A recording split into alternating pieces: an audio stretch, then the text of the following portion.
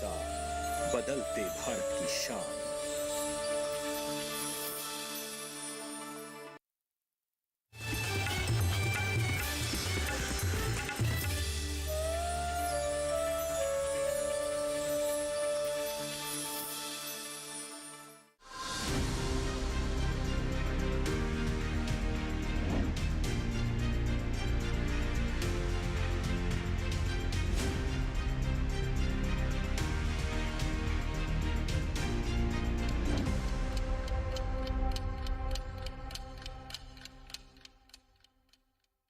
नमस्कार, आप देख रहे हैं दूरदर्शन किसान। हमारी खास पेशकश विचार विमर्श में स्वागत आप सभी का। मैं हूं आपके साथ आदित्य शर्मा।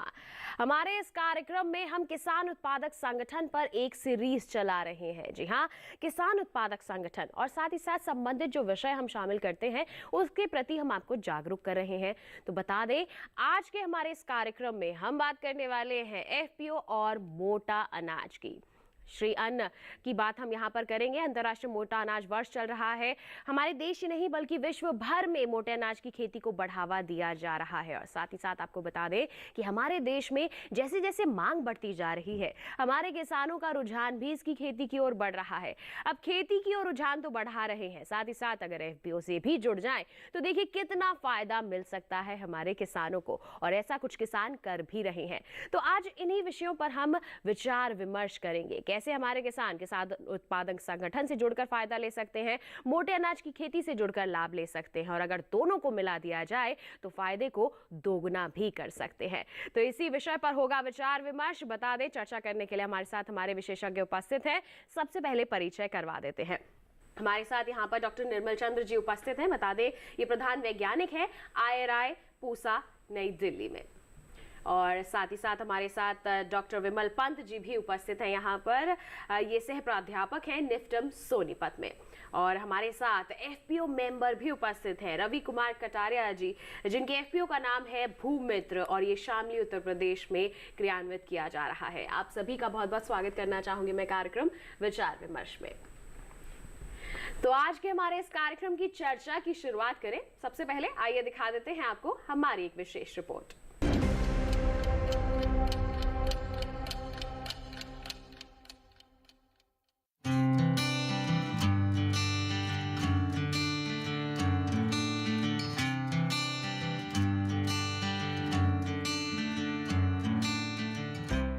प्रधानमंत्री श्री नरेंद्र मोदी जी के नेतृत्व में सरकार देश की खेती किसानी और किसानों को समृद्ध करने के अथक प्रयासों में लगी है। साथ ही मौजूदा समय में मोटे अनाज और इससे बने खाद्य पदार्थों की मांग भी तेजी से बढ़ रही है, जो काफी हद तक सरकार की ओर से मोटे अनाजों की खेती को दिए जा रहे प्रोत्साहन के कारण संभव हो पाया है। सरकार मोटे अनाज के प्रसंस्करण और इसके मूल्य संवर्धन को काफी बढ़ावा दे रही है।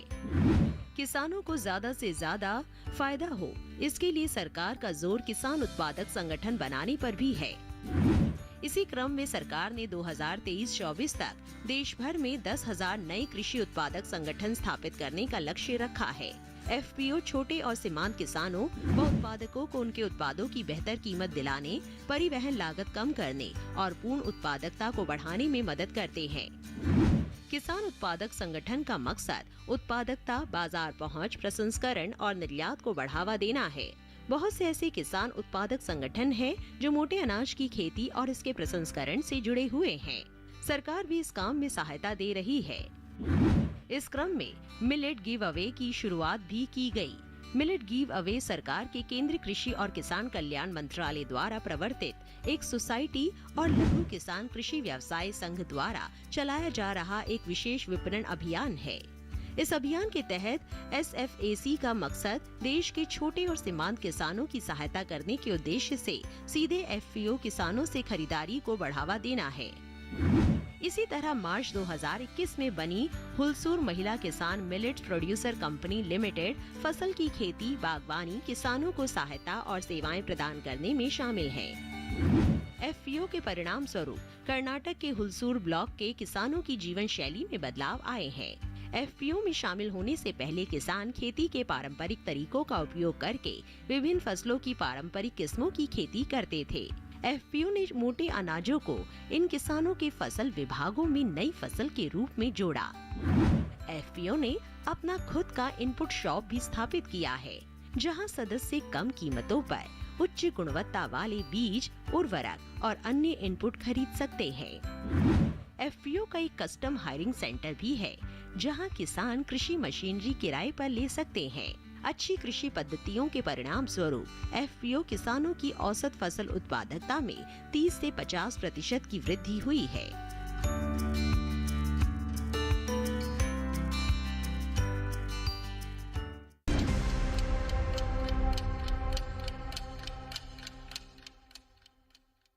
तो अभी हमने एक विशेष रिपोर्ट देखी और जाना किसान उत्पादक संगठन मोटे अनाज के बारे में। आइए हमारी चर्चा की यहाँ पर हम शुरुआत कर लेते हैं। सबसे पहले मैं डॉक्टर विमल पंत जी का यहाँ पर रुख करना चाहूंगी। जब भी हम बात करते हैं किसान उत्पादक संगठन की, तो हमारे सामने एक ऐसा ही दृश्य आता है कि एक समूह में हमारे किसान जुड़े हुए हैं, मिलकर काम कर रहे हैं, और अगर हम इसमें मोटे अनाज को जोड़ दें तो वो क्या बदलाव ला सकता है? देखिए, सबसे पहली बात ये है कि एफपीओ की संरचना के पीछे जो उद्देश्य है वो ये है कि अगर कोई व्यक्ति जिसके पास सीमित संसाधन हो वो स्वयं से बिजनेस शुरू करता है तो उसे बहुत कठिनाइयों का सामना करना पड़ता है, लेकिन जो सामूहिक शक्ति एफपीओ की आ जाती है तो उससे आपको बहुत फ़ायदा मिल सकता है। अब सरकार ने भी ये देखा है कि मोटा अनाज एक ऐसा क्षेत्र है जिसको बहुत सालों से उसको वो बल नहीं दिया गया जो मिलना चाहिए था, और अब देश में और अंतर्राष्ट्रीय बाजार में मोटा अनाज की मांग भी बढ़ रही है क्योंकि इसके स्वाद से संबंधित बहुत सारे उपयोग हैं। तो इसलिए एक नई योजना आई है जिसके अंतर्गत सरकार ने किसानों के जो एफपीओ हैं उनको बिजनेस में आगे बढ़ने के लिए एक विशेष बल प्रदान किया है, जिससे उन्होंने एक सीबीबीओ यानी क्लस्टर बेस्ड बिजनेस ऑर्गेनाइजेशन की संरचना की है। इसमें वो लोग हैं जो काम बिजनेस प्लान बनाने में, टेक्निकल नो हाउ देने में, इन सब में उनका स्पेशलाइजेशन है, जिससे कि वो एफपीओ में किसान को खेती करना तो आता है, उनको परिश्रम करना आता है, लेकिन उन्हें ये नहीं पता कि बिजनेस के कायदे कानून क्या है। तो इससे सीबीबीओ से उनको बल मिलता है और जिससे कि वो 3 साल तक वो उनको संबल देते हैं और वो अपने बिजनेस को सफलतापूर्वक शुरू कर सकते हैं। बिल्कुल, बहुत ही अच्छी बात यहाँ पर हमारे विशेषज्ञ ने कही है कि किसानों को मेहनत करना आता है, किसानों को उत्पादन लेना आता है, लेकिन किसानों को कहीं ना कहीं इस बात की जागरूकता नहीं हो पाती है कि अगर हम इसे एक व्यवसाय के तौर पर ले आए तो देखिए कितना लाभ ले सकते हैं, हम अपने फायदे को कई गुना तक बढ़ा सकते हैं। और इसी हमारे किसानों के सहयोग के लिए किसान उत्पादक संगठन एक बहुत ही अच्छे माध्यम के रूप में उभर रहे हैं। हमारे देश में ही नहीं बल्कि विश्व भर में अगर हम मोटे अनाज की बात करते हैं तो इसकी खेती को बढ़ावा दिया जा रहा है। हमारे देश में क्या हाल है, क्या स्थिति है, इसका जायजा ले लेते हैं। डॉक्टर निर्मल चंद्र जी हमारे साथ यहाँ पर उपस्थित है। क्या कहेंगे आप मोटे अनाज की खेती के बारे में? हाँ जी, ये हमारे जो मोटे अनाज है हमारी परंपरागत फसलें हैं जी। और शुरुआत में जब हमारा देश स्वतंत्र हुआ उसके बाद हमारे देश में थोड़ा अनाज की कमी थी, तो इस अनाज की कमी को पूरा करने के लिए गेहूं और धान के उन्नत प्रजातियों को बाहर से लाए जाने के कारण उन पर अधिक जोर दिया गया और आज हमारा देश आत्मनिर्भर हुआ है, क्योंकि हमारा जो ग्रीन रिवॉल्यूशन है काफ़ी सफल रहा और आज हम इस स्थिति में हैं कि हम अनाज में सेल्फ सफिशिएंट हैं और अनाज को हम विदेशों में भी निर्यात कर रहे हैं। लेकिन इसके वजह से ये हो गया कि हमारे जो पारंपरिक अनाज है, मोटे अनाज, ये जो कि बहुत अधिक गुणवत्ता वाले अनाज हैं, इनकी तरफ ध्यान कम हो गया और ये एक किस्म से पिछड़ गए। लेकिन जब हम आज आत्मनिर्भर हो चुके हैं अनाज के मामले में, तो सरकार का ध्यान भी इनका प्रोत्साहन की ओर गया है कि इन मोटे अनाजों को हमें फिर से पुनर्जीवित करना चाहिए और इसके लिए बहुत सारी योजनाएं सरकार ने शुरू करी हैं। तो सबसे पहले मैं ये बताना चाहूँगा हमारा देश आज भी मोटे अनाजों के उत्पादन में विश्व का अग्रणी देश है, क्योंकि लगभग 41% विश्व का जो मिलेट प्रोडक्शन है वो भारतवर्ष में होता है और हम 5वें बड़े एक निर्यातक देश है मिलेट के क्षेत्र में। क्योंकि ये जो मिलेट्स हैं ये बहुत अधिक गुणवत्ता इनमें है, तो इसको उगाने के लिए क्यों आए पिछड़ गए अनाज, जिनके बारे में मैं थोड़ा सा आप किसानों को बताना चाहूँगा। क्योंकि हमने इनको एक तो मोटा अनाज के रूप में जाना, तो लोग सोचते थे कि ये जो है एक पुअर मैन्स फूड है, ये कोई बहुत अच्छे नहीं है। तो इसकी वजह से अब क्या हो रहा है कि इनको हम एक मिरेकल ग्रेन्स और फ्यूचर क्रॉप्स बोलना हमने शुरू किया, स्त्री अन्न इनको बोलना शुरू करा है। सुपर फूड भी कहा जाता है मिलेट्स को। तो हाँ जी जी। तो क्योंकि ये इनमें बहुत हाई क्वालिटी प्रोटीन होने के साथ साथ इनमें बहुत सारे मिनरल्स मौजूद हैं, विटामिन्स मौजूद हैं, जो कि बहुत लाभकारी हैं हमारे ह्यूमन हेल्थ के लिए। इसका एक पिछड़ने का कारण ये भी रहा कि हमने जो है, जैसा कि मैंने बताया, हमने गेहूं और धान को बहुत अधिक इधर प्रमोट किया और इसकी वजह से इसका प्रमोशन का मोटे अनाजों का प्रमोशन पहले नहीं हो पाया, जो कि पिछले कुछ वर्षों में बहुत एक जागरूकता हमने देखी है। तो ये फसलों की सबसे अच्छी बात यह है कि किसी भी तरह की मृदा में हो सकती है, किसी तरह की भी जलवायु में ये हो सकती है। क्योंकि ये फोटो सेंसिटिव क्रॉप नहीं है, तो आप देखेंगे कि ये पूरे सभी क्षेत्रों में आसानी से उगाया जाता है। बिल्कुल, इनकी जब खेती देश के हर क्षेत्र में आसानी से की जा सकती है। और ये जो है क्लाइमेट रेजिलिएंट क्रॉप्स भी है मैडम, क्योंकि ये जो है बहुत कम पानी में आसानी से उगाई जा सकती है और ये सबसे ज़्यादा एनर्जी एफिशिएंट क्रॉप्स है। मतलब इसमें जो हम इनपुट देते हैं वो उसको ज़्यादा एनर्जी में कन्वर्ट करते हैं। इस तरह के जो अनुसंधान बिल्कुल देखिए, तो कई तरह के फायदे यहाँ पर बता दिए हैं हमारे विशेषज्ञ ने कि अगर हम मोटे अनाज श्री अन्न की खेती की बात करते हैं तो कई तरह के फायदे हो सकते हैं। और अब हमारे किसानों के समक्ष जागरूकता आ रही है, जो पहले इसे नहीं तवज्जो देते थे, अब हमारे किसान कहें या फिर उपभोक्ता ही कहें, इसे अपनी जो थाली है, भोजन की थाली है, उसमें सम्मिलित कर रहे हैं। और इसके पीछे हम कह सकते हैं कहीं ना कहीं अंतर्राष्ट्रीय मोटा अनाज वर्ष जो 2023 मनाया जा रहा है, उसका भी कहीं ना कहीं योगदान है ही। हमारे किसानों के बीच में, हमारे देशवासियों के बीच में जागरूकता आ रही है और सभी अब मोटे अनाज को चाहे सेवन के लिए अपना रहे हैं, चाहे व्यवसाय के लिए अपना रहे हैं। और व्यवसाय के लिए अपनाया भी है एफपीओ भूमित्र ने, जिसके निदेशक हमारे साथ उपस्थित है रवि कुमार कटारिया जी। आपसे जानना चाहेंगे, आपके एफपीओ के बारे में बताएं और मोटे अनाज से वो क्यों जुड़ा है। हमारा एफपीओ 20 नवंबर 2022 को कार्यरत हुआ था, जो एसएफएससी के द्वारा बनाया गया था। और इसका हमारा एफपीओ बनवाने में जो क्लस्टर सीबीबीओ है, वे जैविक आहार जो हरियाणा से है जी, और कम समय में ही हमारा जो क्षेत्र है शामली का, वो एक गन्ना बेल्ट है जी। यहाँ पे सबसे ज़्यादा गन्ने का हब है और किसान गन्ना बहुत, मतलब गन्ने के साथ साथ दूसरी फसल लगाने के लिए तैयार भी नहीं होता है जी। अब गन्ना बो भी रहा है और उससे परेशान भी हो रहा है, दोनों कारण किसान के पास है। उसके साथ देखते देखते हमने एक नई फसल का निर्माण करा, मिलेट्स का, क्योंकि किसान चारे के रूप में ज्वार और बाजरा उगाता है। अब फिर हमने उसमें बोला कि तुम उगाने के साथ साथ इसमें वैल्यू ऐड करो, इसका बीज बनाओ। जब इसका बीज बनाया जाएगा तो उसका बीज हम खरीदेंगे और उसको प्रोसेसिंग करके उसका प्रोडक्ट बनाएंगे। और अभी हमने कुछ किसानों पे रागी भी बुआई है और इसी के साथ साथ हमने ये फील्ड चुना कि हम मिलेट्स पे काम करेंगे और मिलेट्स के प्रोडक्ट बनाएंगे। हमारा एफपीओ मैडम लगभग 15-20 प्रोडक्ट बना रहा है मिलेट्स पे, जिसमें हम आटा बना रहे हैं, इसका रागी का, बाजरे का और ज्वार का। और आटा के साथ साथ हम उनसे बिस्किट्स और नमकीन और लड्डू, ये तरह के प्रोडक्ट हम अभी बना रहे हैं।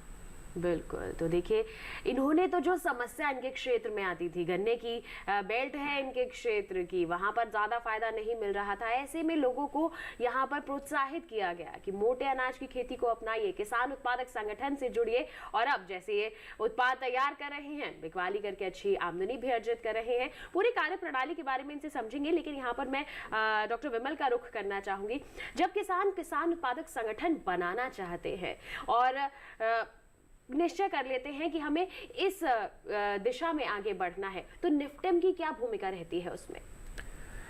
अच्छा, देखिए, निफ्टेम जो है खाद्य प्रौद्योगिकी उद्यमशीलता और प्रबंधन संस्थान है, जिसमें इसके तीनों ही अंग पर हम कार्य करते हैं। एफपीओ का जहाँ तक सवाल है, मैं निफ्टेम की एक पहल रही है इस साल, जिसमें हमने एफपीओ को बनाने के लिए सीबीबीओ के रूप में कार्य करना शुरू किया है। सो हमने ये देखा कि मिलेट्स के लिए ख़ास तौर से कि जो आदिवासी और पिछड़े क्षेत्रों में इनकी जो है खेती ज़्यादा की जाती है, लेकिन वहाँ हमने ये देखा कि जितने पुरुष वर्ग के लोग हैं वो नौकरी और अन्य पेशे और अपने रोज़गार की तलाश में माइग्रेट कर जाते हैं, और अधिकतर महिलाएं जो है उन गाँवों में और उन इलाकों में रहती हैं। तो हमने क्या किया है कि 100% महिलाओं के समूह वहाँ बनाए हैं, और जिसमें कि एक कोडू मिलेट जो होता है उस पर हमने कार्य शुरू किया है। तो एफपीओ के लिए सबसे पहले तो ये है कि आप जो किसान हैं उनको आप इकट्ठा करते हैं, लगभग 300 किसान चाहिए एक एफपीओ बनाने के लिए। उसके बाद फिर उनमें एक आपस में साथ रहने के लिए आप उनको उसके बारे में बताते हैं एफपीओ का क्या फ़ायदा हो सकता है। उसके बाद फिर कंपनी के रूप में उनका रजिस्ट्रेशन होता है। उसके बाद उनको जिस मिलेट या जिस किसी भी अन्य प्रोडक्ट के लिए जिसमें वो अपना व्यवसाय शुरू करना चाहते हैं उसके लिए ट्रेनिंग दी जाती है, और उसके बाद एक बिजनेस प्लान बना के उनको बैंक से लिंक किया जाता है। तो ये सारी प्रक्रिया ऐसी है कि इसमें जो एफपीओ के जो डायरेक्टर्स हैं, जो उनके जो उसमें उस गांव में जिनका इन्फ्लुएंस है, या जो एफपीओ को साथ में फार्मर्स को साथ में लाते हैं, तो उनको पहले हम जागरूक करते हैं, जिससे कि वो अपने लोगों में इस पे विश्वास जता सकें कि हाँ, इसमें आगे काम करने में फ़ायदा है।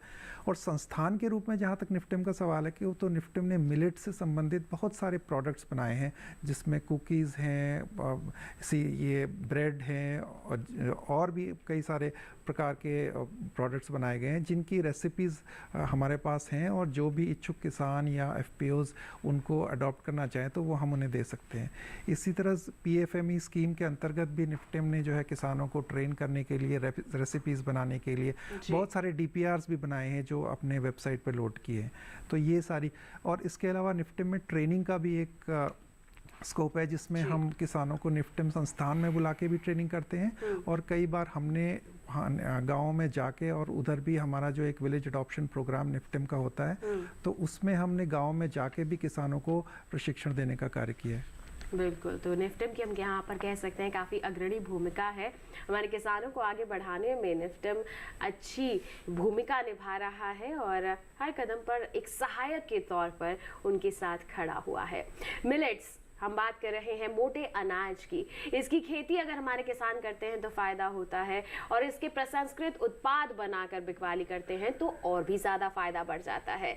अकेले क्यों करना है, किसान उत्पादक संगठन बनाकर करेंगे तो उससे आपकी आर्थिक स्थिति में बदलाव ही आएगा। सिर्फ आपकी ही नहीं बल्कि आपके पूरे क्षेत्र की आर्थिक स्थिति में यहाँ पर बदलाव आ सकता है। लेकिन बात यह आ जाती है कि हमारे किसानों को इस बात की जानकारी हो कि खेती करनी कहाँ से है, कौन सी किस्म का चयन करना है, और अगर इन सब बातों की जानकारी हमारे किसानों के पास होगी तो वो अपने लिए इसे फायदेमंद बना सकेंगे। तो इसके बारे में डॉक्टर निर्मल, आपसे मैं जानना चाहूंगी, इन तमाम जानकारियों के बारे में क्या कहेंगे हमारे किसानों को? वैरायटी कहाँ से ले सकते हैं, किस तरह की सावधानियां बरती जा सकती हैं? कुछ आईसीआर के संस्थान हैं और यूनिवर्सिटीज़ भी हैं जो कि मिलेट्स के डेवलपमेंट के लिए काफ़ी काम कर रहे हैं। उसमें एक से एक पूसा संस्थान एक अग्रणी संस्थान है। इसके अलावा Indian institute of millet research Hyderabad में, और बीपीकेएस विवेकानंद पर्वतीय कृषि अनुसंधान संस्थान अल्मोड़ा, ये काफ़ी इसमें वैराइटल डेवलपमेंट में काम कर रहे हैं। तो किसान भाइयों को चाहिए, क्योंकि यहाँ पे बहुत अधिक शोध हो चुके हैं कि वो रिलीज्ड वैरायटीज़ जो यहाँ से हैं, कुछ जो सेंट्रल वैरायटल रिलीज कमेटी से रिलीज्ड हैं, कुछ स्टेट वैरायटल कमेटी से रिलीज्ड हैं, तो प्रजातियों की, उन्नत प्रजातियों की कोई कमी नहीं है मिलेट्स के क्षेत्र में। तो किसान भाइयों को मैं यही राय दूंगा कि वो इन संस्थानों से संपर्क करके और नवीनतम प्रजातियां वहां से लें। उसके साथ ही मैं किसान भाइयों को ये चाहूँगा कि इसमें बहुत ज़्यादा अच्छी बिजनेस अपॉर्चुनिटी है, क्योंकि मिलेट के क्षेत्र में बहुत अधिक काम करने की आवश्यकता है, क्योंकि इसमें बहुत सारे लोग इन्वॉल्व हैं और इसमें अच्छे बीजों की काफ़ी कमी है। तो किसान भाई इसका बीज प्रोडक्शन करके सीड उत्पादन अगर करेंगे तो उनको काफ़ी अच्छा इसका प्राइस भी मिलेगा और बहुत इनको लाभ होगा। तो केवल खेती ना करें, प्रसंस्कृत उत्पाद ही ना तैयार करें, बीज उत्पादन भी कर लेते हैं, उसकी बिकवाली करते हैं, तो ये भी आपके लिए काफी फायदेमंद हो सकता है, एक अच्छा व्यवसाय बनकर उभर सकता है। और उसके अलावा भी बहुत सारी बिजनेस अपॉर्चुनिटीज हैं मिलेट्स के क्षेत्र में। अगर आप कहें तो मैं थोड़ा सा उनका भी प्रकाश डालना चाहूँगा। तो ये जैसे कि इसमें फार्म इनपुट्स में सप्लाई करने के लिए काफ़ी अच्छी बिजनेस अपॉर्चुनिटीज़ हैं, क्योंकि ये जो मिलेट्स हैं ये ऑर्गेनिक कंडीशन में उगाए जाते हैं, तो इसमें जो इनपुट्स हैं वो भी थोड़ा डिफरेंट तरह के हैं, जैसे ऑर्गेनिक खाद, ऑर्गेनिक रसायन, जो इंसेक्ट पेस्ट कंट्रोल करने के लिए जो और दवाइयाँ हैं, इनके क्षेत्र में भी कुछ लोग आ सकते हैं और इनकी सप्लाई में जो है योगदान कर सकते हैं। इसके अलावा जो बिजनेस अपॉर्चुनिटीज़ बनती है एग्रीगेशन में, क्योंकि जो ये मिलेट्स है ये छोटे छोटे किसान छोटी छोटी ज़मीनों में उगाते हैं मिलेट्स को, क्योंकि ये जो है इसके लिए बहुत अच्छी ज़मीन की भी आवश्यकता नहीं होती है। तो किसान जिनके पास में बहुत अच्छी ज़मीनें नहीं है, पानी की सुविधाएं नहीं है, वो लोग इसे आसानी से उगा रहे हैं, लेकिन वो स्मॉल लेवल पे काम करते हैं। तो उनका एग्रीगेशन, उनको इकट्ठा करके और उसको सप्लाई, बड़े जो सप्लायर हैं, बड़े डीलर हैं या जो इस प्रोसेसिंग के क्षेत्र में इसमें है, उनको सप्लाई कर सकते हैं। एक बिजनेस अपॉर्चुनिटीज़ मिलेट्स में है। साथ ही साथ क्योंकि ये एक प्रोडक्ट काफ़ी एक्सपोर्ट अपॉर्चुनिटीज़ हैं इसमें, तो आप अगर इसको मिलेट्स को एक्सपोर्ट में जाते हैं, मार्केटिंग में जाते हैं, तो इसकी पैकेजिंग का क्षेत्र एक ऐसा है जिसमें कि बहुत अच्छी बिजनेस अपॉर्चुनिटीज हैं, उसमें भी किसान भाई बिल्कुल। तो ये तमाम हम कह सकते हैं कि बिजनेस अपॉर्चुनिटीज उपलब्ध हैं। आप केवल खेती की ओर ही ना जाइए, आप इन तमाम विकल्पों को भी अपना सकते हैं। जैसे एक विकल्प भूमित्र एफपीओ ने अपनाया हुआ है कि ये प्रसंस्करण की ओर बढ़े हुए हैं। आपके एफपीओ में रवि जी किस तरह से काम होता है, कैसे किसानों को जोड़ा गया है, इसके बारे में आप बताएं। मैम, जब हमारे एफपीओ की शुरुआत हुई थी तो ये शुरुआत तो कठिन ही होती है, पर हमें सपोर्टेबल जो हमारी सीबीबी एजेंसी थी उनका बहुत बड़ा सपोर्ट रहा। उन्होंने हमारे जगह जगह हमें ट्रेनिंग दी, विजिट कराई, और दूसरा हमें सपोर्ट हमारे कृषि विभाग का बहुत ज़्यादा रहा। हम कृषि विभाग द्वारा हमें स्टार्टिंग में फार्म मशीनरी बैंक मिला, जिससे हमने सबसे पहले किसानों की जुताई की, और जुताई सस्ती दरों पर होने से किसानों का ट्रस्ट बढ़ा। उसके साथ साथ हमें इनपुट लाइसेंस, जो खाद बीज दवाई का लाइसेंस होता है, वो हमें कृषि विभाग द्वारा दिया गया।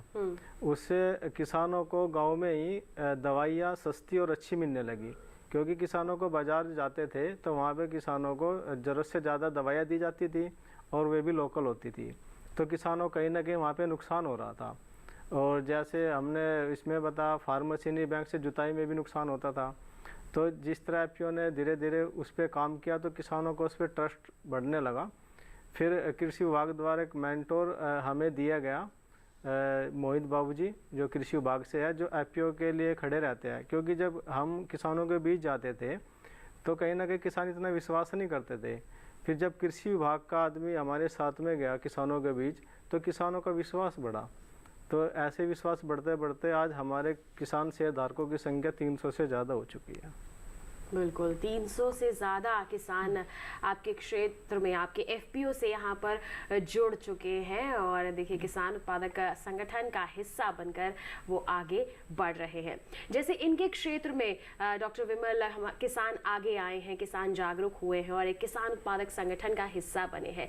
ऐसे में अगर अन्य क्षेत्रों की हम बात करते हैं, किसान जुड़ना चाहते हैं लेकिन वही बात है जागरूकता की कमी हो जाती है और कहीं ना कहीं आर्थिक स्थिति भी वो सोचते हैं कि क्या मैं कर पाऊंगा या फिर नहीं। तो ऐसे में आर्थिक सहायता के बारे में भी क्या कहना चाहेंगे?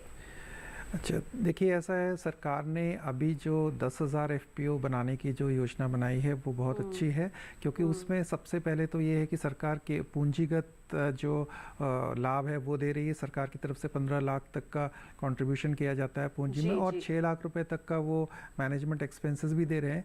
असल में आप देखिए, मैंने ये देखा क्योंकि इससे पहले मैं 10 साल बैंकिंग में भी रहा हूँ, तो मैंने देखा कि जो स्वयं सहायता समूह हैं, एसएचजी हैं, तो उनमें भी यही धारणा रहती है कि वो काम करना चाहते हैं और मेहनत भी करने के लिए तैयार हैं, लेकिन जो प्रोडक्ट है उसकी मार्केटिंग और ब्रांडिंग और इस मैनेजमेंट बिजनेस का जो मैनेजमेंट है उसमें उनको कमी रह जाती है। तो इस वजह से ये जो एक सीबीबीओ को जोड़ा गया है एफपीओ के साथ, तो सीबीबीओ की जिम्मेदारी बहुत है और मुझे लगता है कि जो एफपीओ की क्रिएशन से लेकर उनको ट्रेनिंग देना, फिर उनके लिए बिजनेस प्लान बनाना, और सबसे बड़ी बात है कि बैंकों में जो ग्राउंड लेवल पर ये देखा गया कि जब हम बैंक में लोन लेने जाते हैं तो बैंक के जो अधिकारी हैं उनको इस बात के लिए उनको इस बात पे विश्वास होना चाहिए कि वो जिसको लोन दे रहे हैं उस एफपीओ के अंदर वो क्षमता है कि वो उससे बिजनेस करके उसके लोन को टाइम पर वापस कर सकते हैं।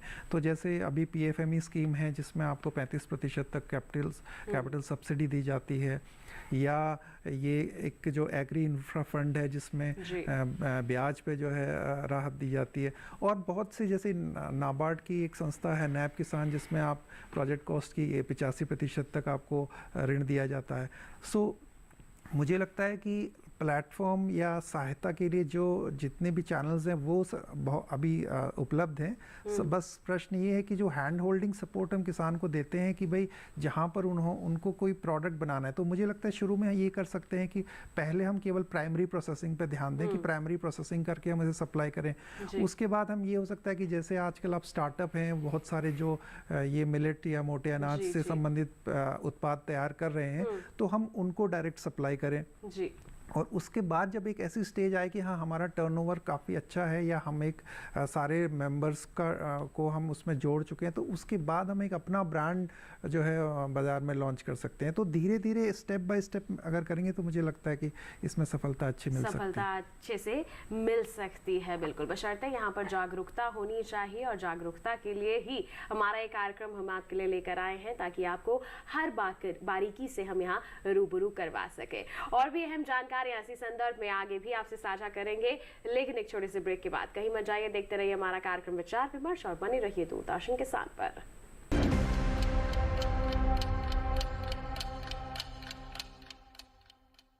रोज सब्जी का स्वाद बढ़ाए और घर वालों का प्यार पाए, गोल्डी सब्जी मसाले। जहाँ जाए रिश्ते बनाए, गोल्डी मसाले।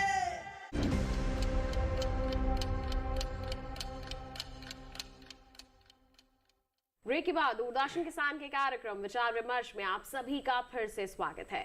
आज हम बात कर रहे हैं एफपीओ और मोटे अनाज की। जी हाँ, एफपीओ से जुड़कर हमारे किसान लाभ ले सकते हैं और मोटे अनाज को और शामिल कर लिया जाए तो फायदे को कई गुना तक बढ़ा सकते हैं। हमारे विशेषज्ञ हमारे साथ उपस्थित हैं जिनसे हम विचार विमर्श कर रहे हैं इन्हीं विषयों पर। इसकी खेती के बारे में हमारे विशेषज्ञ बता रहे हैं। अब मैं यहाँ पर डॉक्टर निर्मल चंद्र जी से जानना चाहूंगी, अगर हमारे मोटे अनाज के किसान एफपीओ से जुड़ते हैं तो उन्हें क्या फायदा मिल सकता है, आप इस पर क्या कहेंगे?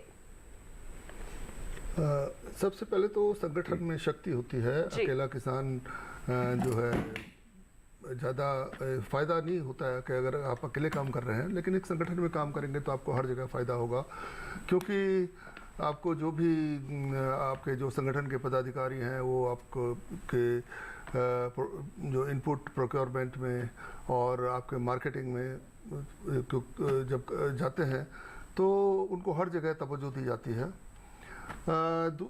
दूसरी बात यह है कि जब छोटे छोटे किसान को अपने जो इंडिविजुअल लेवल पे अगर एफपीओ कुछ एक इंफ्रास्ट्रक्चर, उनका छोटा मोटा इंफ्रास्ट्रक्चर क्रिएट करे, उसके बाद में सेमी जो फिनिश प्रोडक्ट है वो जो है उसकी मार्केटिंग एफपीओ करे, तो मेरे ख्याल से एफपीओ ज़्यादा लाभ कमा सकते हैं।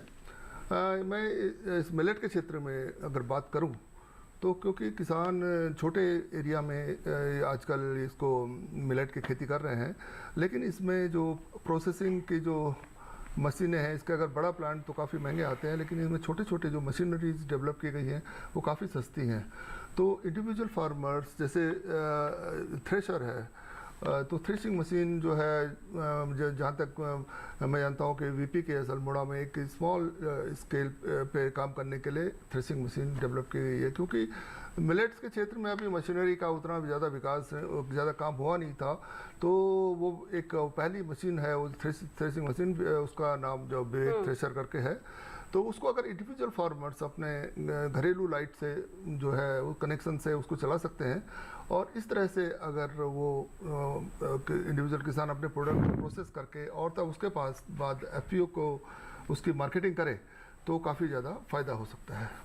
बिल्कुल, तो देखिए इस तरह से हमारे किसान अपने फ़ायदे को बढ़ा सकते हैं और भूमित्र एफपीओ तो अपने फ़ायदे को इस तरह से बढ़ा ही रहा है। जैसे आपने कहा यहाँ पर रवि जी कि आप प्रसंस्कृत उत्पाद तैयार कर रहे हैं, आटा है और भी अन्य उत्पाद हैं, ये सब बना रहे हैं, तो इन सब को बनाने के लिए यूनिट लगाई गई है, प्रशिक्षण आपने लिया होगा, तो किस तरह से यहाँ पर कार्य हो रहा है और कैसे उसकी मार्केटिंग हो रही है? जैसे हमारे दोनों विशेषज्ञों ने भी बताया कि मार्केटिंग अगर अच्छे से कर ले तो ज़्यादा अच्छा फ़ायदा मिलता है।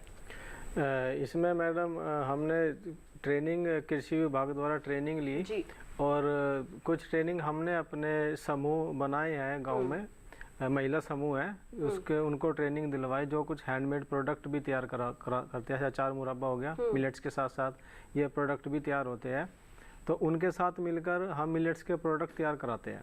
घर के घर में रोजगार हो जाता है और एक उत्पाद का निर्माण हो जाता है जिसकी भारत में और देश विदेश में ज़रूरत है। और इसके लिए हमने ये चीज़ें सेटअप करी। अभी तो हमारे पास बिजनेस प्लान बना है, प्रोसेसिंग यूनिट तो अभी नहीं लगी है, पर यह है कि हम उसको खरीद कर प्रोसेस करवा लेते हैं गाँव के अंदर ही, और प्रोसेस करवाने के बाद में फिर उसके थोड़े थोड़े अपने प्रोडक्ट तैयार कराते हैं। और ये सेल की बात, इसकी मार्केटिंग की बात, उसमें हम जैसे तहसील स्तर पे हो गया, जिला स्तर पे अपने स्टॉल लगाते हैं और वहाँ पर उनकी सेल आउट अच्छी मिल जाती है, जिससे हमारा एडवर्टाइजमेंट हो जाता है और हमारी सेल भी निकल रही है। बिल्कुल, तो छोटे स्तर पर अभी आपने शुरुआत की है और धीरे धीरे लक्ष्य यही है कि इसको और भी ज़्यादा बड़े स्तर पर ले जाया जाए, इसका विस्तार किया जाए। देखिए हमेशा यही कहा जाता है कि बड़े स्तर से शुरुआत करने की क्या ज़रूरत है, छोटे स्तर से शुरुआत कीजिए, धीरे धीरे अपने दायरे को बढ़ाते जाइए, और जब कड़ी मेहनत साथ में होगी तो निश्चित तौर पर ये दायरा बढ़ेगा, उसका विस्तार होगा, और हमारे देश का ही नहीं बल्कि हमारे किसानों का भी विकास जरूर होगा। हमारे देश में महिलाओं और आदिवासी आबादी भी कम नहीं है, तो ऐसे में इनके लिए एफपीओ किस तरह से वरदान बनकर साबित हो रहे हैं, इस पर क्या कहेंगे डॉक्टर विमल? देखिए ये एक हमने जो पूरे देश में देखा है कि चाहे वो स्वयं सहायता समूह हो या फिर एफपीओ हो, तो महिलाओं से, जिसमें महिलाओं की सहभागिता ज़्यादा होती है, वो ज़्यादा स्टेबल और सक्सेसफुल होने के चांसेस रहते हैं। और ये भी देखा गया है कि महिलाओं में, क्योंकि महिलाओं के पास अपने घरेलू कामकाज के अलावा जो बाकी समय रहता है उसमें उनके पास ग्रामीण क्षेत्रों में वो समय दे सकती हैं, और उनमें कम्युनिटी बिल्डिंग वाली जो अप्रोच है वो रहती है। और एक चीज़ हमने ये भी देखी कि अगर 300 परिवार या 300 मेंबर किसी एफपीओ में हैं और वो कोई छोटा प्रोडक्ट बनाते हैं, तो पहला बाजार तो वो 300 फैमिलीज़ में ही है। तो अगर क्योंकि अगर आप, जो आपका गांव है, जो आपका आसपास का क्षेत्र है, उसमें मोटे अनाज की खपत होती है, तो शुरुआत वहाँ से हो सकती है। और आदिवासी महिलाओं और पिछड़े क्षेत्रों में जो पलायन की जो समस्या है उसको इससे समाधान हो सकता है, क्योंकि अभी जो खासतौर से जो पुरुष वर्ग हैं वो पलायन करते हैं, दूरस्थ क्षेत्रों में जाके नौकरी करते हैं, क्योंकि उन्हें लगता है कि मोटे अनाज से तो कुछ ज़्यादा खेती में मिलने वाला नहीं है। लेकिन अगर उसका वहाँ पर प्रसंस्करण होके अगर उनके क्षेत्रों में ही इसका प्रोसेसिंग की जाए तो उससे वो वापस आके उसको और उससे लाभ कमाने की उसमें आ सकते हैं। तो ये बात महिलाएं इसमें स्वयं काम करके पुरुषों को वापस उसमें जोड़ने का काम कर सकती हैं, ये हमने अपने अनुभव में पाया है। बिल्कुल, तो महिलाएं यहाँ पर सशक्त हैं और एक सफल किसान उत्पादक संगठन के संचालन में अहम भूमिका निभा सकती हैं, आप यही कह रहे हैं। हाँ जी, और दूसरा ये कि मुझे जैसे मैंने पहले भी बताया कि जो CBBO की जो रोल है वो है कि जब हम महिलाओं को ट्रेनिंग देते हैं तो ये ध्यान में रखना ज़रूरी है कि जिस एरिया में हम पहले तो ये कि हमने जैसे मिलेट है या कोई भी अन्य प्रोडक्ट है FPO के लिए, कि पहले तो उसका चयन बिल्कुल वो सटीक होना चाहिए कि जिस उस क्षेत्र में उसका उत्पादन, उसकी उपलब्धता बिल्कुल अच्छी होनी चाहिए। उसके बाद फिर जो हम ट्रेनिंग देते हैं, कई बार क्या होता है कि जो गांव में क्योंकि जैसा लिटरेसी के अलग अलग लेवल हैं तो हमें ये देखना पड़ता है कि हम उनको उनकी भाषा में, सरल भाषा में उनको प्रशिक्षण दें जिससे कि वो घबराएं नहीं और वो ये जाने कि हाँ इसमें उनके द्वारा भी ये काम किया जा सकता है। तो ट्रेनिंग लेवल पर हम उनको इस बात का संबल दें कि हाँ वो इस काम को सीख सकते हैं, इसको आगे बढ़ा सकते हैं। और उसके बाद जहाँ तक बिजनेस प्लान की बात है कि एक बिजनेस प्लान बनाने में, जैसे अभी सरकार का जो ONDC चैनल है जहाँ पर आप ऑनलाइन B2B या B2C लोगों को जोड़ सकते हैं, तो उसमें भी अगर CBBO एक बार उनको उनके ग्राहकों से जोड़ देते हैं तो फिर ग्राहकों की तरफ से जैसा फीडबैक आता है कि वो चाहते हैं कि उनके उत्पाद में कुछ परिवर्तन किया जाए या गुणवत्ता में या स्वाद में या जो भी किसी भी तरीके से, तो वो मार्केट फीडबैक उनको जैसे जैसे मिलता है वैसे वैसे उनका जो उत्पाद है बेहतर होता जाता है तो समय के अनुसार, तो ये चीज़ हो सकती है। बिल्कुल, तो देखिए बदलाव लाए जा सकते हैं और महिलाओं की भूमिका इसमें काफ़ी अग्रणी होती है। बढ़ते हैं आगे, डॉक्टर निर्मल का मैं यहाँ रुक करना चाहूँगी। आपने कई तरह के व्यवसाय के विकल्प यहाँ पर किसानों को सुझाए हैं। हमारे किसान अगर इनमें से किसी को अपनाते हैं और अगर किसान उत्पादक संगठन इसे अपनाते हैं तो किस तरह का लाभ मिल सकता है?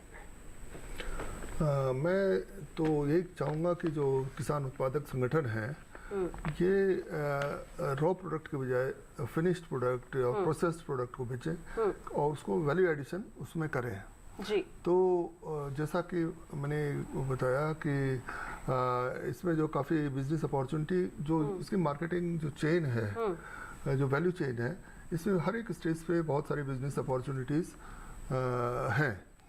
अभी एक जो फूड प्रोसेसिंग में जैसे कुछ किसान भाई लगे हुए हैं, इसके अलावा वो जो है सीड मार्केटिंग का मैंने बताया, सीड में कर सकते हैं।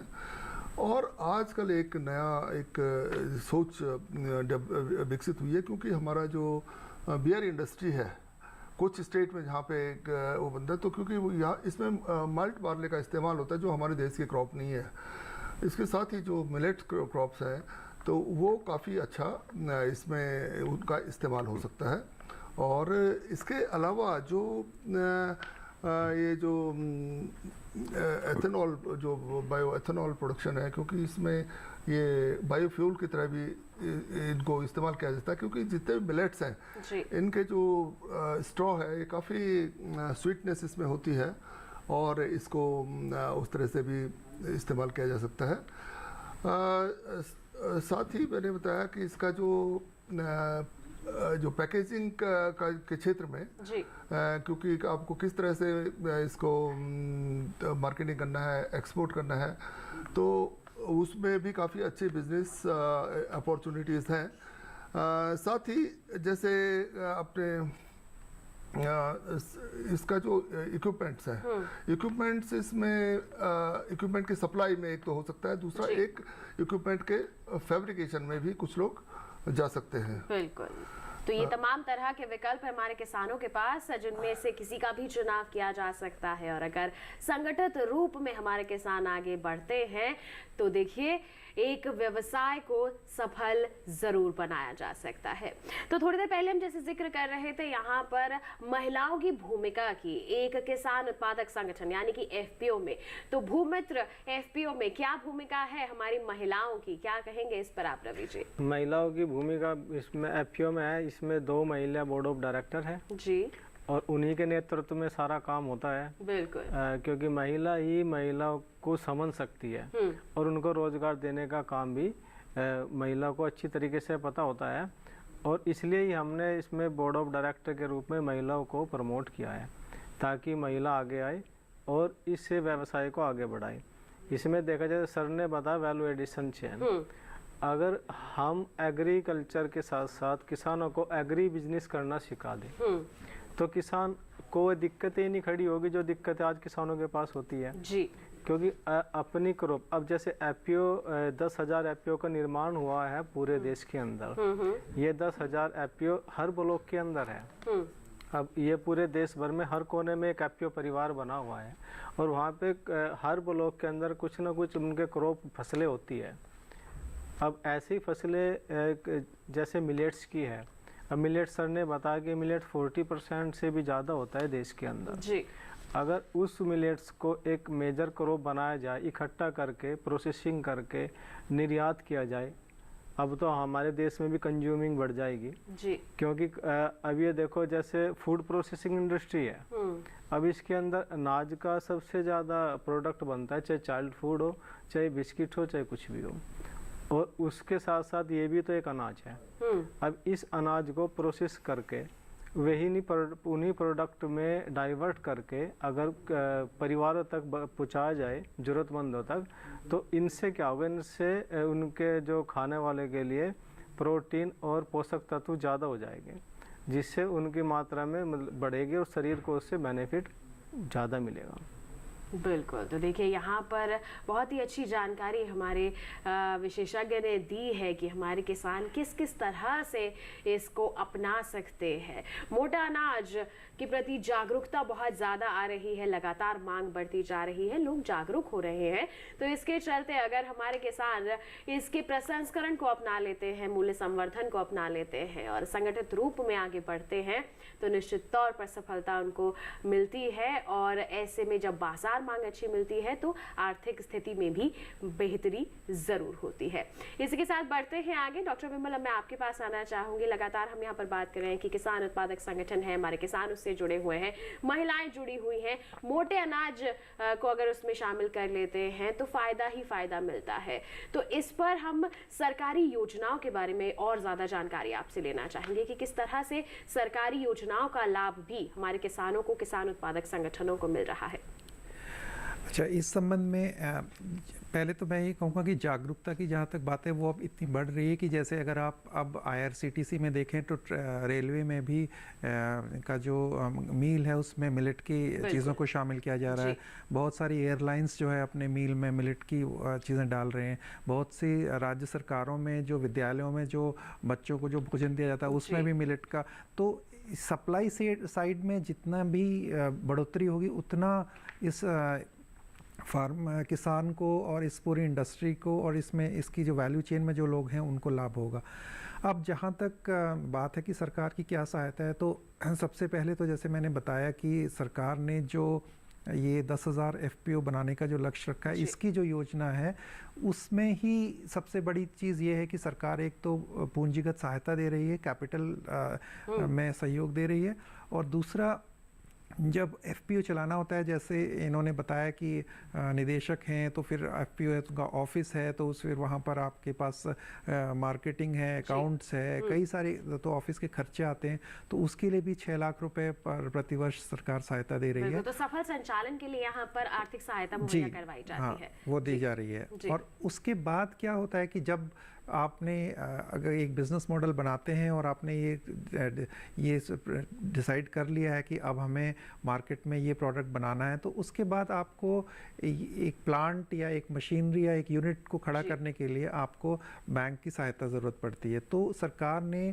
और बहुत सारे जो हमारे जैसे जो संस्थाएं हैं जैसे कि नाबार्ड है, तो उन्होंने योजनाएं बनाई हैं जहां पर FPO को ख़ास तौर से जो है एक प्रायोरिटी सेक्टर में रखा गया है। तो उसमें ये है कि अगर आप जैसे नाबार्ड की एक योजना है नैब किसान, जिसमें जो भी प्रोजेक्ट कॉस्ट होता है उसका 85% तक जो है आपको लोन मिल सकता है। इसी तरह एक PM FME स्कीम है जिसमें जो भी आप जो मशीनरी प्लांट इक्विपमेंट में जो भी खर्चा आता है उसका 35% तक आपको सब्सिडी दी जाती है, जो कि 10 लाख रुपए तक हो सकती है। और इसी तरह जैसे मैंने बताया कि एक एग्री इंफ्रा फंड है, जिसमें अगर आप कोई वेयर हाउस बनाते हैं या कोई बड़ी फैसिलिटी बनाते हैं तो उसमें आपको जो ब्याज पे जो खर्चा आता है उस पर आपको सरकार की तरफ से सबवेंशन दिया जाता है।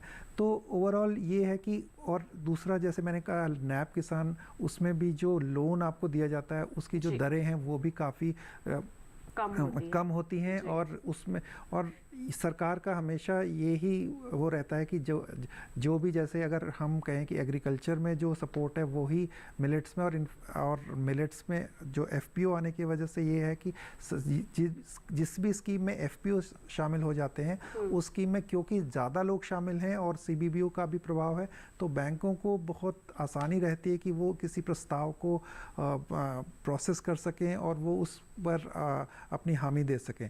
तो और इसके अलावा जितने सारे बैंक हैं, हर बैंक में जितने भी कृषि से योग्य जितनी भी स्कीम है या एमएसएमई से रिलेटेड जितने भी स्कीम है, चाहे मुद्रा हो चाहे कोई अन्य योजना हो, तो सबका लाभ यहाँ पर वो सारी योजनाएं मिलेट्स में और एफपीओ के लिए भी लागू होती हैं। तो इस तरह इन योजनाओं की कोई कमी नहीं है।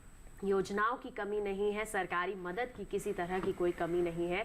हमारी सरकार ने तमाम तरह की स्कीम्स चलाई हुई हैं। अगर आप किसान उत्पादक संगठन बनाना चाहते हैं तो आप इनका लाभ ले सकते हैं, और मोटे अनाज से भी जुड़े हुए हैं तो भी आपको इनका फायदा जरूर मिल सकता है। तो देखिए, किसान उत्पादक संगठन से जुड़कर हम बिल्कुल बहुत ज्यादा फायदा ले सकते हैं। सरकार भी इसमें हमारी मदद करने के लिए बिल्कुल तैयार है। तो हमारे किसान जागरूक हो रहे हैं, हमारे विशेषज्ञ लगातार अपने अनुभव साझा कर रहे हैं, जानकारियां पहुंचा रहे हैं, और इसी सिलसिले को हम आगे भी जारी रखेंगे। लेकिन एक छोटे से ब्रेक के बाद कहीं मत जाइए, देखते रहिए हमारा खास कार्यक्रम विचार विमर्श। बने रहिए दूरदर्शन किसान पर।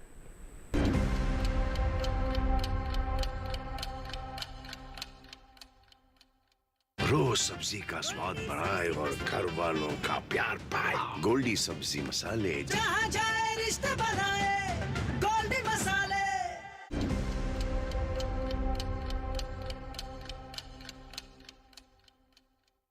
ब्रेक के बाद दूरदर्शन किसान के कार्यक्रम विचार विमर्श में आप सभी का फिर से स्वागत है।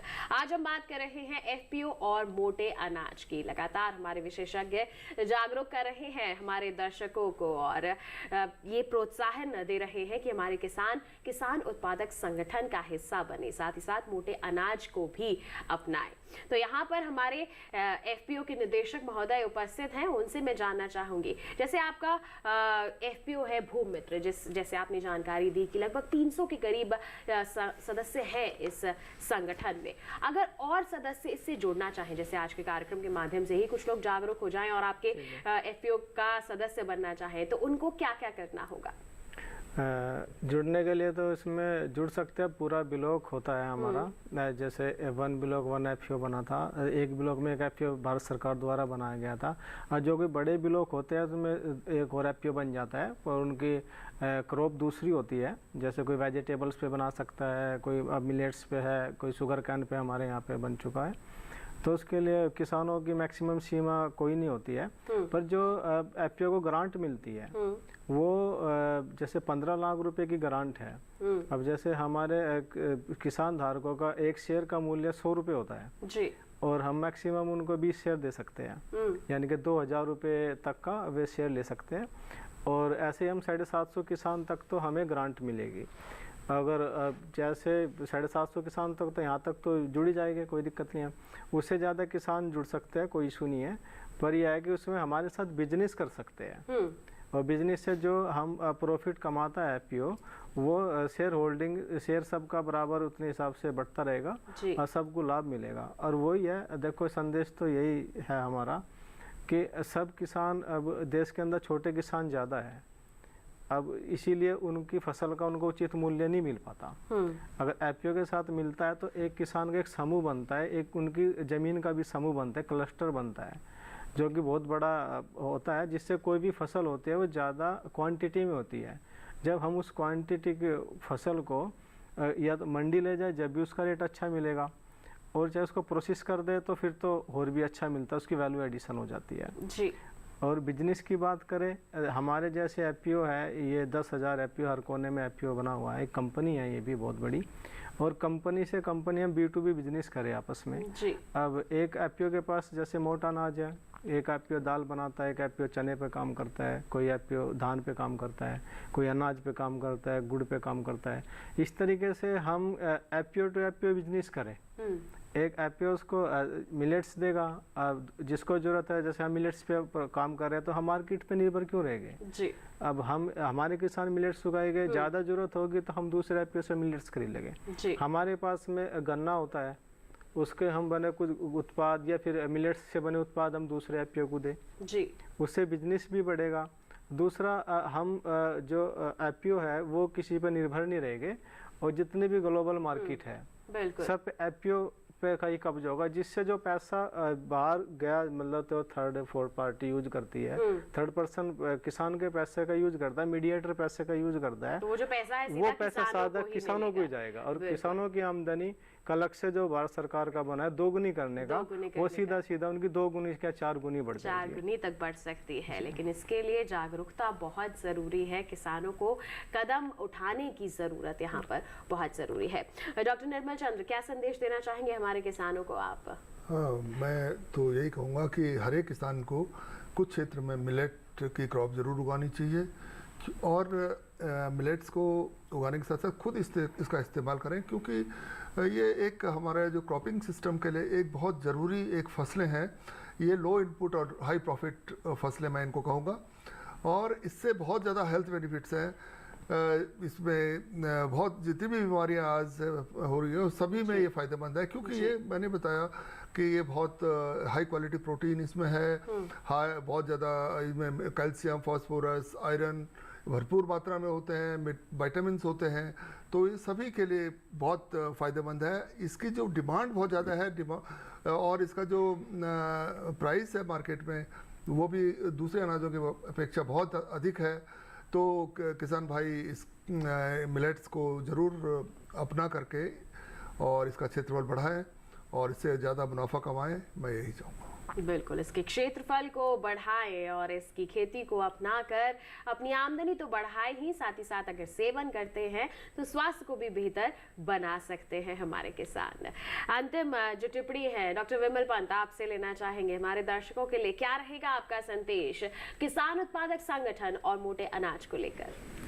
देखिए, ये तो बात हो गई है कि संगठन में शक्ति है, और जब किसान सामूहिक रूप से आ जाएं तो उसमें उनकी शक्ति का कोई मुकाबला नहीं। सवाल ये है कि मेहनत किसान की होगी और तकनीकी और वित्तीय सहायता सरकार और सरकारी संस्थाओं की होगी, तो मिलके मुझे लगता है कि एक सफल बिजनेस मॉडल बनाया जा सकता है। और एक एफपीओ जब सफल होता है तो उसको देख के बाकी किसान और बाकी एफपीओ भी प्रेरित होते हैं, और उन्हें लगता है कि हम भी ये कर सकते हैं।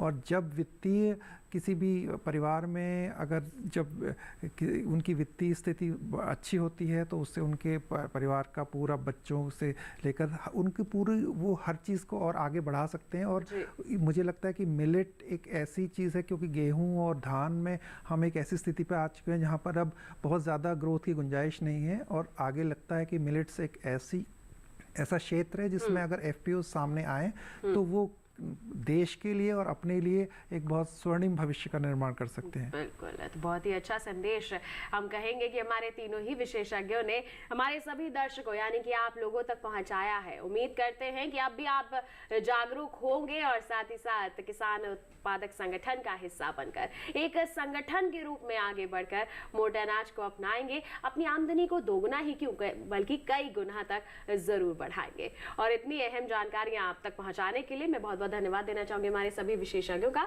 आप यहां पर उपस्थित हुए, आपने सभी को जागरूक किया, बहुत बहुत धन्यवाद।